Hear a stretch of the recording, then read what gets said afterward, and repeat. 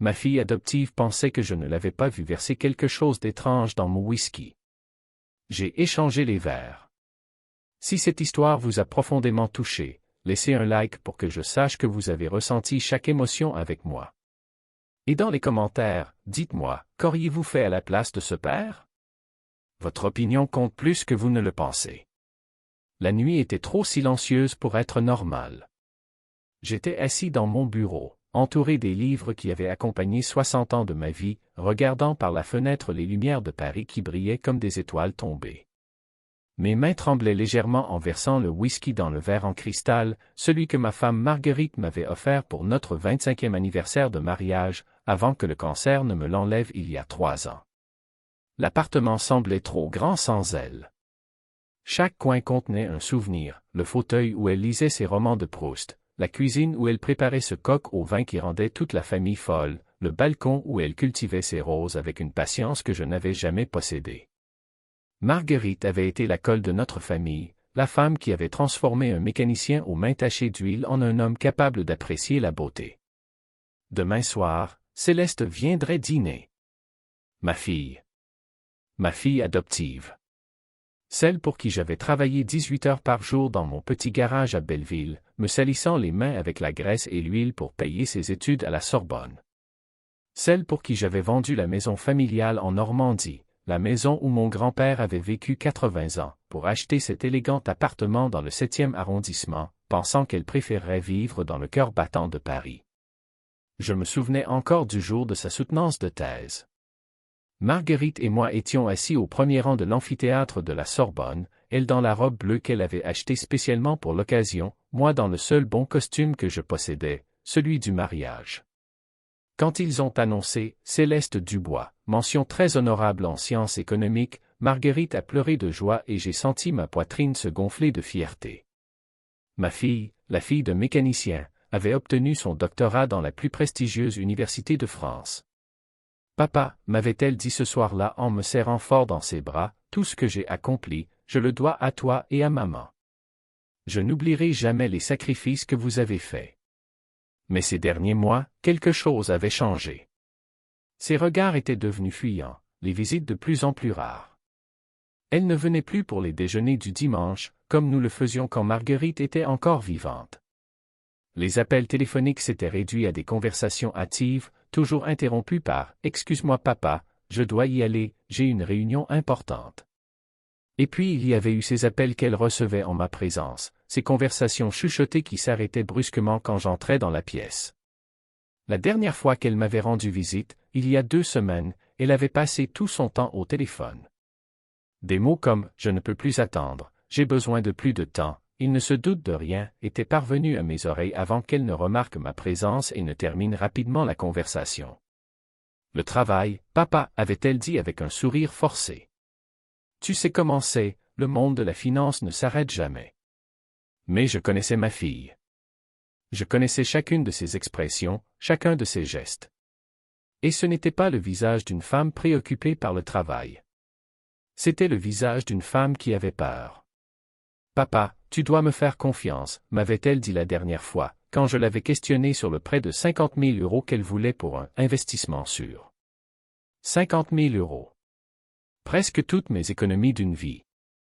L'argent que j'avais mis de côté en vendant le garage, l'argent que Marguerite et moi avions économisé centime par centime pour nous assurer une retraite tranquille. C'est une opportunité unique, papa. Un investissement immobilier à Dubaï. Le rendement est garanti à 20% par an. Dans 5 ans, nous aurons quadruplé le capital. Dubaï. Un endroit où je n'étais jamais allé, dont je ne savais rien. Mais Céleste parlait avec une telle assurance, montrait des graphiques et des projections sur son ordinateur portable, citait des noms de sociétés internationales qui ne signifiaient rien pour moi mais qui semblaient importants. Et si quelque chose tourne mal, avais-je demandé. Rien ne peut mal tourner, papa. Tout est assuré, tout est garanti. Fais-moi confiance. Fais-moi confiance. Les mêmes mots que disait Marguerite quand elle me persuadait d'acheter quelque chose que je trouvais trop cher pour nous. Mais quand Marguerite les disait, je faisais vraiment confiance. Quand Céleste les disait, quelque chose se contractait dans mon estomac. Le téléphone sonna et interrompit mes pensées. Allô? Papa, c'est moi. La voix de Céleste semblait tendue, plus aiguë que d'habitude. À propos de demain soir, est-ce qu'on peut reporter? J'ai eu un incident au travail. Quel genre d'incident? Rien de grave, juste un client important qui veut me voir à la dernière minute. Tu sais comment c'est, je ne peux pas dire non. Non, Céleste. Demain soir. C'est important. Un long silence, trop long. Puis, d'accord, papa. On se voit à 8 heures. 8 heures précises. Oui, 8 heures précises. À demain. Je raccrochai et regardai de nouveau par la fenêtre. J'avais menti. Il n'y avait pas d'incident à son travail. Je le savais parce que j'avais appelé son bureau ce matin-là en me faisant passer pour un client intéressé par des services de conseil financier. Excusez-moi, je voudrais parler au docteur Céleste Dubois, avais-je dit à la secrétaire.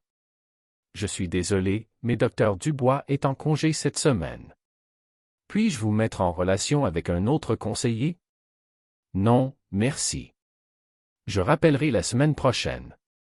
Céleste me mentait. Et j'étais sur le point de découvrir pourquoi. Je passai le jour suivant à tout préparer dans les moindres détails.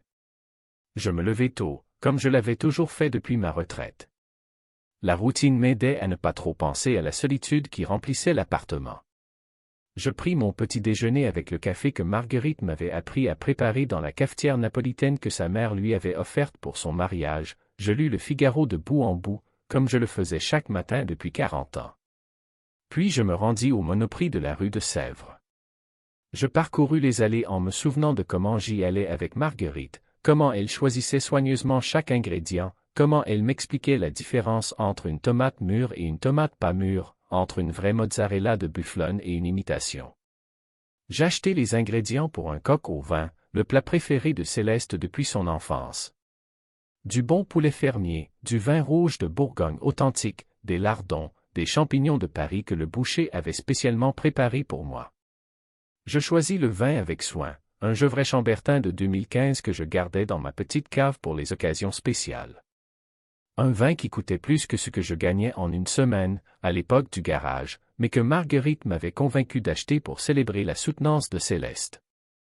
De retour à la maison, je dressai la table dans le salon avec la porcelaine de Limoges que Marguerite avait héritée de sa grand-mère et les verres en cristal de Baccarat que nous avions achetés lors de notre seul voyage à l'étranger, à Prague, pour notre 20e anniversaire de mariage. Chaque objet racontait une histoire, chaque assiette contenait un souvenir. Mais surtout, j'installai une petite caméra cachée derrière le cadre de la photo de Marguerite sur le buffet du salon.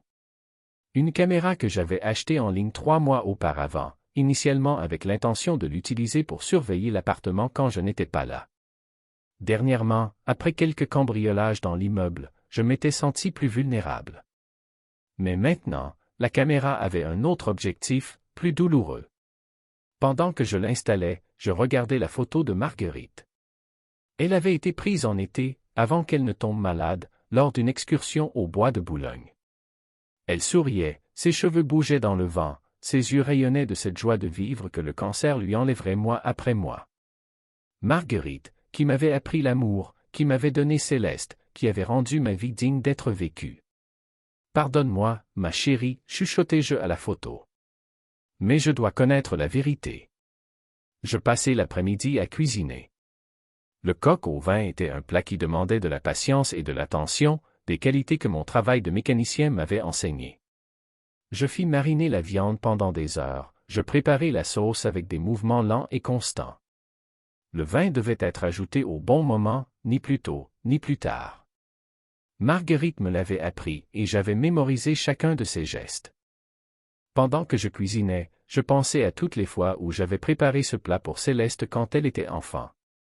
Comment elle s'asseyait sur sa chaise haute dans la cuisine et me regardait remuer, comment elle applaudissait quand la viande prenait cette couleur dorée qui la faisait rire.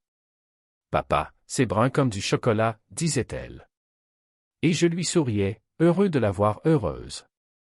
Quand elle eut 10 ans, je lui appris à le cuisiner. Ses petites mains qui tenaient la cuillère en bois, sa concentration pendant qu'elle comptait les cuillerées de bouillon, sa joie quand le résultat était parfait. Quand je serai grande, je ferai du coq au vin pour mes enfants, m'avait-elle dit. Et je leur dirai que le meilleur papa du monde me l'a appris. Le meilleur papa du monde.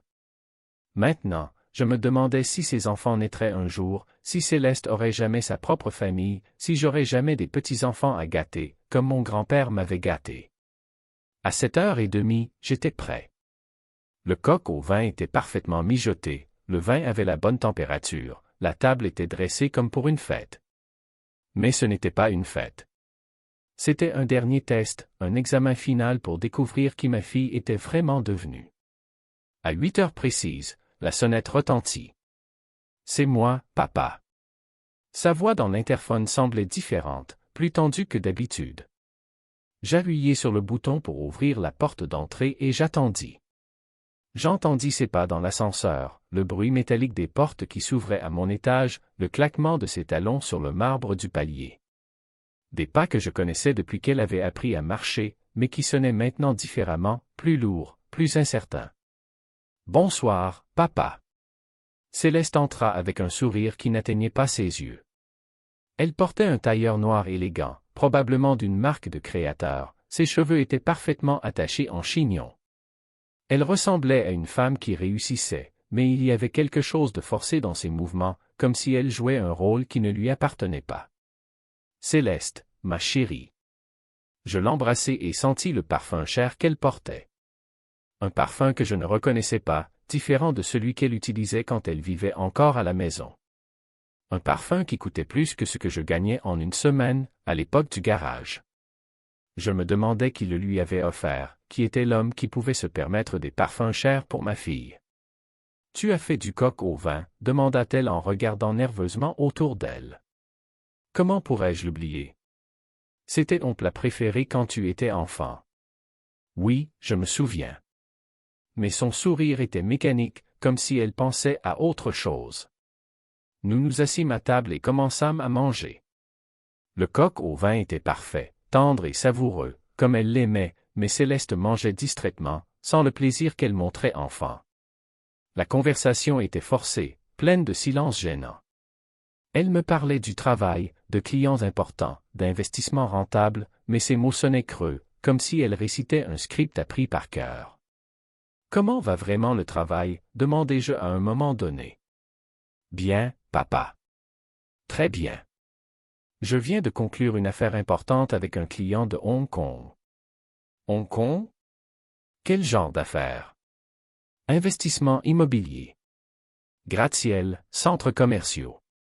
Des trucs qui valent des milliards d'euros. Elle parlait avec assurance, mais ses yeux évitaient les miens. Céleste regardait constamment sa montre, comme si elle avait hâte de partir, comme si être ici avec moi était une obligation qu'il fallait remplir le plus vite possible. « Papa, dit-elle finalement en posant sa fourchette, je voulais te parler de cette affaire, l'investissement dont je t'ai parlé. »« Ah oui? » »« Oui, alors, j'ai besoin de 20 000 € de plus. C'est une opportunité incroyable, mais je dois agir vite. Le marché de Dubaï est très volatile, si nous n'investissons pas immédiatement, nous raterons l'occasion. » Je l'observais pendant qu'elle parlait. Ses yeux évitaient les miens, ses mains jouaient nerveusement avec la serviette en lin que Marguerite avait brodée à la main pendant sa convalescence. 20 000 € de plus, répétai-je lentement. Je sais que c'est beaucoup, mais je te rembourserai avec les intérêts. C'est un investissement sûr à 100%. Mon partenaire m'a garanti qu'en 6 mois nous aurons doublé le capital. Ton partenaire? Oui, Marco. Marco Santini. C'est un expert des marchés internationaux, il a travaillé pour Goldman Sachs à Londres avant de revenir en France. Et si je dis non? Pendant un moment, son sourire vacilla. Ses yeux devinrent durs, froids, comme je ne les avais jamais vus. Papa, tu ne peux pas dire non. Je suis ta fille. Ces mots me frappèrent comme une gifle. Je suis ta fille. Comme si cela lui donnait le droit de prendre tout ce que j'avais, comme si notre relation n'était qu'une question de donner et de prendre, comme si l'amour était un compte en banque duquel on pouvait retirer sans jamais rien déposer. Parlons-en après le dîner, dis-je en essayant de garder ma voix calme. Maintenant, prenons le whisky. Je me levai et allai dans la cuisine, où j'avais préparé 2 verres en cristal et la bouteille de Macallan 18 ans que je gardais pour les occasions spéciales. C'était un whisky que Marguerite m'avait offert pour mon 50e anniversaire en disant qu'un homme de mon âge méritait de boire quelque chose de bon.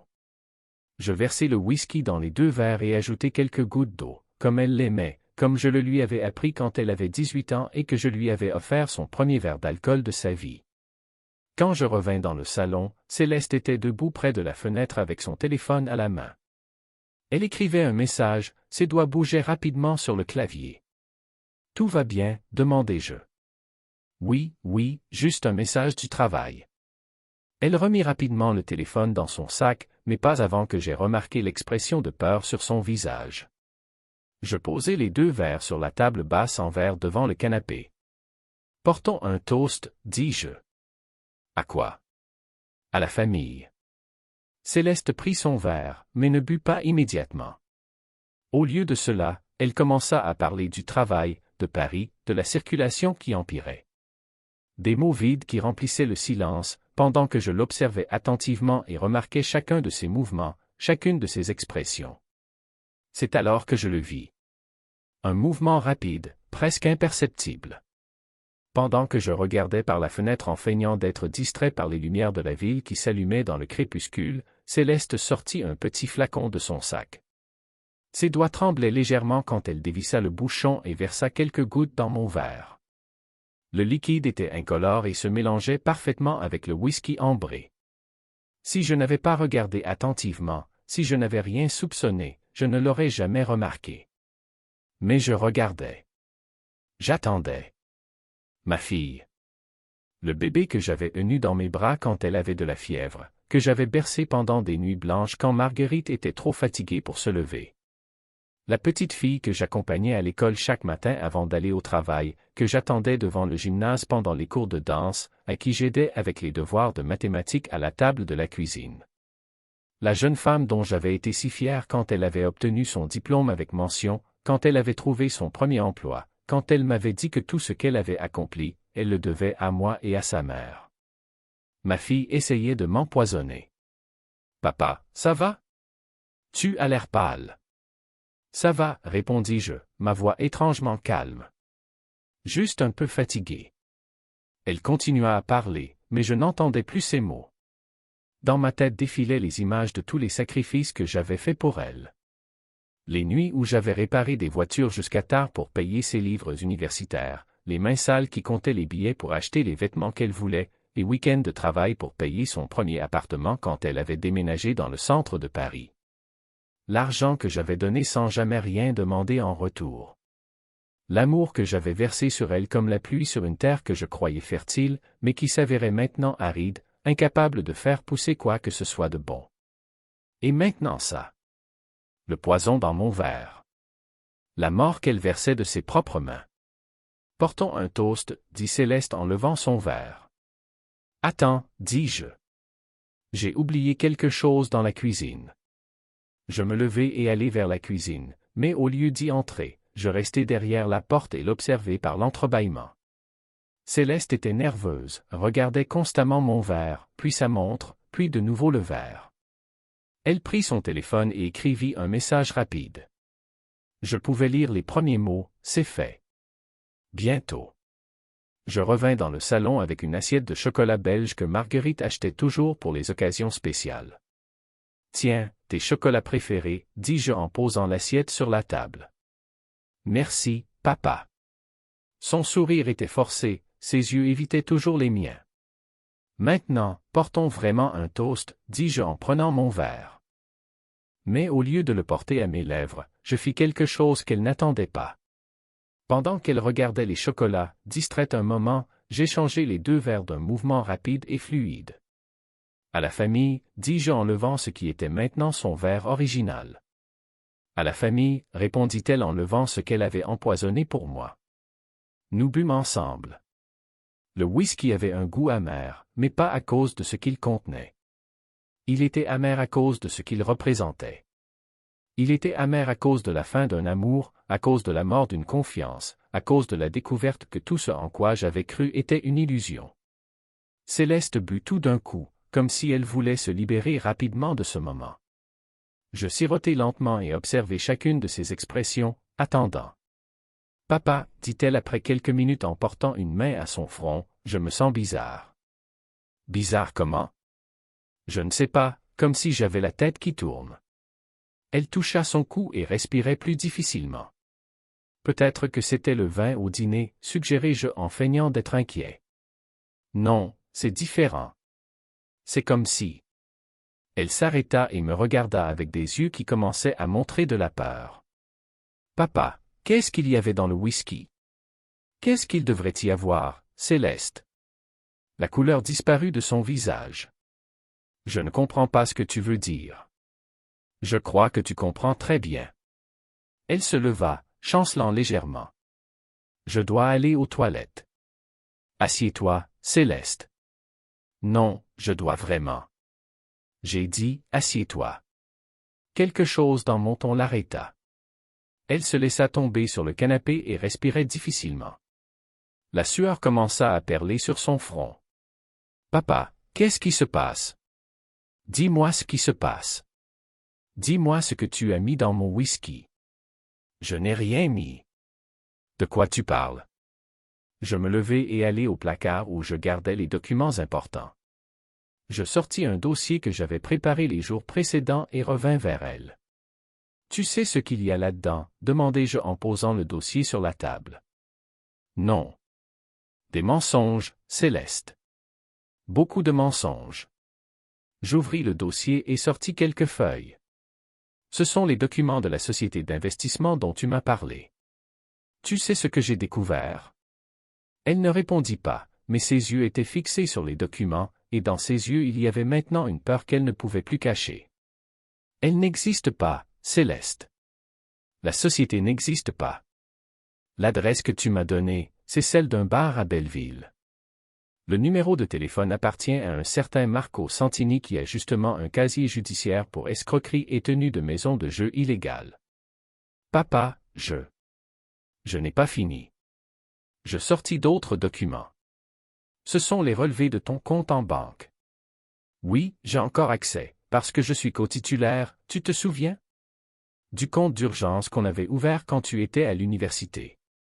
Les mains de Céleste tremblaient maintenant visiblement. La respiration devenait de plus en plus difficile. 50 000 €, Céleste. Mais 50 000 €. Tu sais où ils ont fini? Papa, je peux expliquer.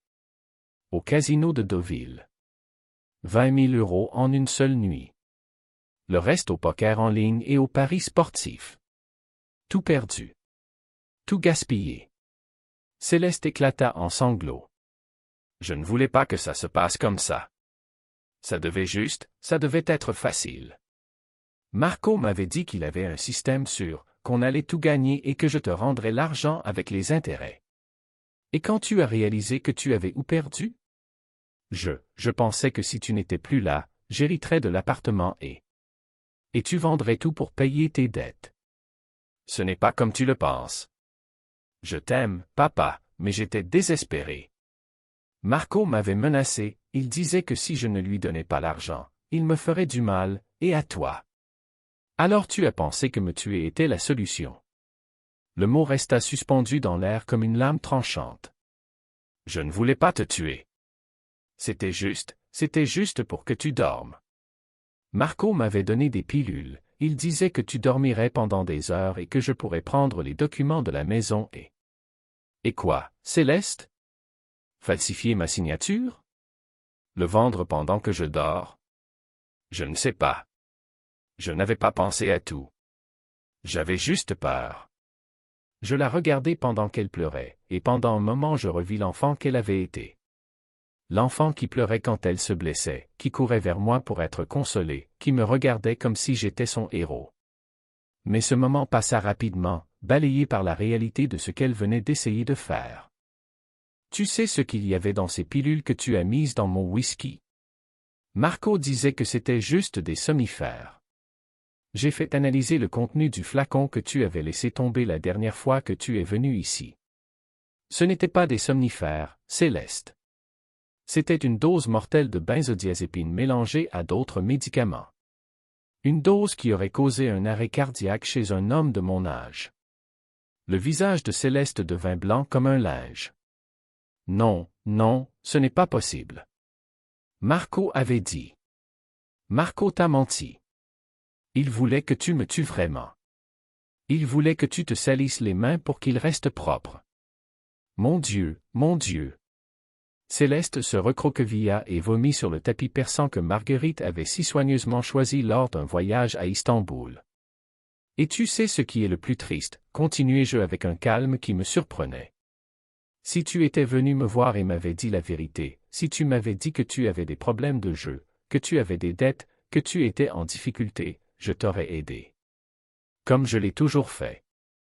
Comme font les pères. Papa, s'il te plaît. Mais au lieu de ça, tu as choisi de me tuer. Je ne voulais pas. Je jure que je ne voulais pas. Mais tu l'as fait. Tu as mis le poison de tes propres mains dans mon verre. Tu as regardé dans les yeux l'homme qui t'a donné la vie et tu as décidé de la lui enlever. Céleste continuait à pleurer, son corps secoué de sanglots. Les symptômes de l'empoisonnement s'aggravaient, elle transpirait froid, la respiration était difficile, les pupilles dilatées. La peau avait pris une couleur grisâtre.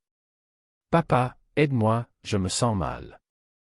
Je sais que tu te sens mal, Céleste. Tu vis ce que tu voulais me faire subir. S'il te plaît, appelle une ambulance. Pourquoi je le ferais? Parce que je suis ta fille. Une fille qui a essayé de tuer son père. Je me levai et allai à la fenêtre. Paris brillait sous nous, indifférent au drame qui se jouait dans cet appartement. Les lumières des maisons, des rues, des bureaux continuaient à briller comme si rien ne s'était passé. La vie continuait, normale et tranquille, pendant qu'ici à l'intérieur un père découvrait que sa fille voulait le tuer. Tu sais ce que je vais faire maintenant, Céleste? Quoi? Sa voix n'était plus qu'un murmure. Je vais appeler la police. Je vais leur montrer l'enregistrement de la caméra cachée. Je vais leur donner le flacon avec tes empreintes. Je vais leur remettre tous les documents sur tes dettes et tes complices. Non, papa, s'il te plaît. Et puis je vais appeler une ambulance. Parce que malgré tout ce que tu as fait, malgré le fait que tu aies essayé de me tuer, tu es encore ma fille. Et je ne suis pas comme toi. Je ne tue pas les gens que j'aime. Je pris le téléphone et composai le 17. Allô? Je veux signaler une tentative de meurtre. Oui, ma fille a essayé de m'empoisonner. Non, maintenant elle va mal parce que nous avons échangé les verres. Oui, j'ai tout enregistré. L'adresse est 15 rue de Varennes, appartement 8. Pendant que je parlais avec l'agent, je regardais Céleste qui s'était affaissée sur le canapé. Elle était pâle, respirait difficilement, mais était encore consciente. Assez consciente pour comprendre que sa vie allait changer pour toujours. L'ambulance sera là dans 10 minutes, lui dis-je après avoir raccroché. Merci, chuchota T.L. Ne me remercie pas. Je le fais pour Marguerite, pas pour toi. Elle n'aurait jamais voulu que tu meures, même pas après ce que tu as fait. Elle t'aimait trop. Dans les minutes suivantes, pendant que nous attendions l'ambulance, Céleste me raconta tout. Comment elle avait commencé à jouer en ligne pendant le confinement, quand elle était enfermée à la maison et s'ennuyait. Comment les petits paris de 10 € étaient devenus des mises de 100, puis de 1000. Comment elle avait rencontré Marco dans une maison de jeux illégale à Belleville, cachée derrière un restaurant chinois. Comment il l'avait convaincu qu'il pouvait l'aider à récupérer l'argent perdu. Au début, ça semblait vraiment marcher, dit-elle d'une voix faible. Je gagnais, je me rattrapais. Marco me donnait des conseils, me disait sur quoi parier. On aurait dit qu'il avait vraiment un système. Et quand tu as recommencé à perdre? Marco disait que c'était juste de la malchance temporaire, que je devais continuer à jouer pour gagner. Que si j'arrêtais, je perdrais tout pour toujours. Et quand tu as perdu mes 50 000 €? Marco est devenu différent. Menaçant. Il disait que je devais lui trouver plus d'argent ou il me ferait du mal, et à toi. Il disait qu'il savait où tu habitais, qu'il connaissait tes horaires, que ce serait facile pour lui. Alors tu as pensé que me tuer était la solution. Je ne pensais pas. J'avais peur. Marco me contrôlait, me disait quoi faire, quand le faire. C'était comme si j'étais dans un cauchemar et que je ne pouvais pas me réveiller. C'était comme si je n'étais plus moi-même. Les sirènes de l'ambulance se faisaient maintenant entendre au loin, se rapprochant. Le son strident qui perçait la nuit parisienne, qui annonçait la fin de cette histoire. Céleste, dis-je en m'asseyant une dernière fois à côté d'elle. Ta mère t'aimait plus que sa propre vie. Quand elle est morte, elle m'a fait promettre de toujours prendre soin de toi, de ne jamais te laisser seule. J'ai tenu cette promesse pendant 3 ans, même quand tu as commencé à me mentir, même quand tu as commencé à me voler. Je sais, papa. Mais ce soir, tu as cassé quelque chose qui ne peut pas être réparé. Tu as cassé la confiance. Tu as cassé l'amour. Tu as cassé le lien entre un père et une fille. On peut tout reconstruire, papa. Je peux changer, je peux arrêter de jouer, je peux aller voir un psychologue. Non, Céleste. On ne peut pas. Parce que chaque fois que je te regarderai, je verrai tes mains verser le poison dans mon verre. Chaque fois que tu m'embrasseras, je sentirai le froid de celle qui a essayé de me tuer. Chaque fois que tu me diras « je t'aime », j'entendrai l'écho des mensonges que tu m'as racontés. L'ambulance s'arrêta devant l'immeuble. J'entendis les pas des secouristes dans l'escalier, les voix qui se rapprochaient. Mais je vais te sauver la vie, continuai-je. Parce que c'est ce que font les pères. Même quand les enfants ne le méritent pas. Même quand les enfants les trahissent. Même quand les enfants essaient de les tuer. La porte s'ouvrit et les secouristes entrèrent, suivis par la police. Pendant qu'ils s'occupaient de Céleste, je remis aux agents la caméra, les documents, le flacon avec le poison. Vous devez venir au commissariat pour porter plainte officiellement, me dit le commissaire.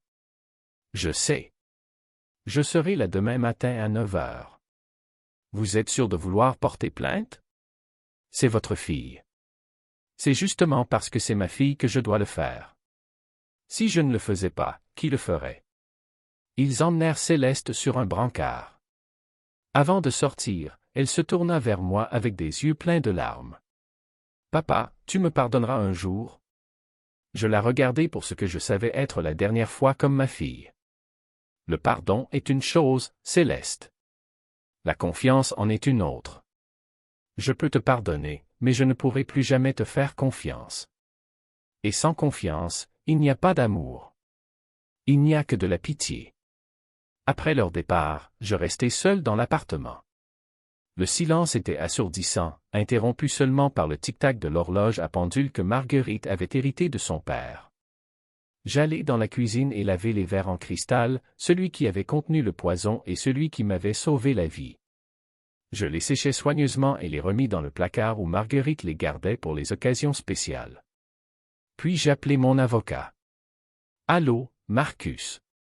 C'est Antoine. Je dois modifier mon testament. Oui, je sais qu'il est tard, mais c'est urgent. Non, Céleste n'héritera plus de rien. Je veux tout laisser à des œuvres caritatives. Dans les jours suivants, l'histoire fit le tour de tous les journaux parisiens. Céleste fut inculpée de tentative de meurtre avec circonstances aggravantes. Marco Santini fut trouvé par la police dans un appartement de Belleville avec d'autres complices. Pendant le procès, qui dura 8 mois, Céleste pleura, s'excusa, promit qu'elle avait changé. Je témoignai contre elle. L'amour ne justifie pas une tentative de meurtre, répondis-je à l'avocat. Céleste fut condamnée à 8 ans de prison. Le jour du verdict, je quittai le tribunal et allai me promener le long de la Seine. Pour la première fois depuis des mois, je me sentais libre. 2 ans plus tard, je vendis l'appartement parisien et retournai en Normandie. J'achetai un petit garage et recommençai à travailler de mes mains. De temps en temps, je recevais des lettres de prison. Céleste m'écrivait, demandait pardon. Je ne répondais jamais. Pas parce que je ne l'aimais plus. Mais j'avais appris que l'amour sans respect est du poison. Un soir, un jeune homme frappa à mon garage. « Vous pouvez m'aider » demanda-t-il. « Bien sûr » répondis-je. Comment tu t'appelles? Lucas. Lucas me parla de lui. Il étudiait l'ingénierie, travaillait à temps partiel pour financer ses études, avait perdu ses parents dans un accident. Je n'ai pas de famille, dit-il. Parfois je me sens seul. La famille, ce n'est pas seulement le sang, répondis-je. La famille, c'est qui choisit de rester avec toi, dans les bons et les mauvais moments. Lucas devint un visiteur régulier de mon garage. Je lui appris tout ce que je savais sur les moteurs, la mécanique et la vie. Il m'apportait de l'énergie, de l'enthousiasme, du respect. Le respect que ma fille ne m'avait jamais donné. Un jour, 3 ans après le procès, je reçus un appel. Monsieur Dubois? Je suis l'assistante sociale de la prison de Fleury-Mérogis. Votre fille Céleste a été libérée pour bonne conduite. Je comprends. Souhaitez-vous la rencontrer? Elle a exprimé le désir de vous voir. Non, merci, dis-je fermement. Elle était ma fille. Maintenant, c'est juste une personne qui a un jour essayé de me tuer. Ce soir-là, Lucas vint me voir, comme il le faisait chaque semaine. Nous dînâmes ensemble, regardâmes un match de football, parlâmes de tout et de rien. Antoine, dit-il avant de partir, je voulais te dire quelque chose. Dis-le. Merci. Pour tout ce que tu as fait pour moi. De m'avoir appris un métier, de m'avoir traité comme un fils. Merci à toi, Lucas. De m'avoir montré ce que signifie être un père. Après son départ, je m'assis sur la véranda de ma maison et regardai les étoiles au-dessus de la Normandie. C'étaient les mêmes étoiles que je regardais enfant, les mêmes que je regardais avec Marguerite, les mêmes que j'avais regardées cette terrible nuit à Paris. Mais maintenant je les voyais différemment. Pas comme témoins de trahison et de douleur, mais comme gardiennes de nouveaux commencements. J'avais appris qu'il faut parfois être prêt à tout perdre de ce qu'on croit aimer pour sauver sa propre vie. Et parfois, quand on perd tout, on découvre que ce qui reste vaut plus que ce qu'on a perdu. Le poison que Céleste avait versé dans mon verre cette nuit-là ne m'avait pas tué. Il m'avait libéré.